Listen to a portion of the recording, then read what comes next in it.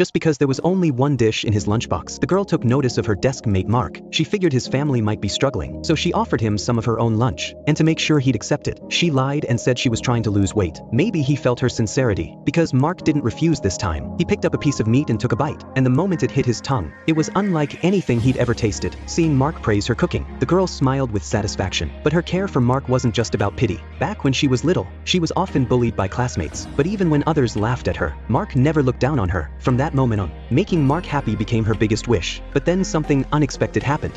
Who always ranked first, dropped to second place. To make things worse, the top student came over just to mock him, saying Mark couldn't beat him because his family was too poor for tutoring. Mark tried to ignore it, but then the teacher showed up and scolded him, even mocking his family in front of everyone. That may have hit a nerve. Mark clenched his fists in silence. Little did he know the girl saw the whole thing. That afternoon, while the teacher was on duty downstairs like usual, a flower pot came crashing down on his head. The one who dropped it was the girl who had a crush on Mark. But there was still one problem. The top student kept studying hard and never missed a chance to mock Mark. The girl knew if this kept going, Mark might still lose, so she decided to drag the top student's grades down. That night she asked him to tutor her, but halfway through the lesson, she suddenly leaned in close. The top student was stunned. He never imagined the girl who only cared about Mark would ask to kiss him. At first he thought it was a joke, but then the girl slowly stood up and kissed him for real. What he didn't know was that this was all part of her plan. She wanted to distract him from studying. Not long after, Mark climbed back to first place, and the top student dropped all the way to the bottom.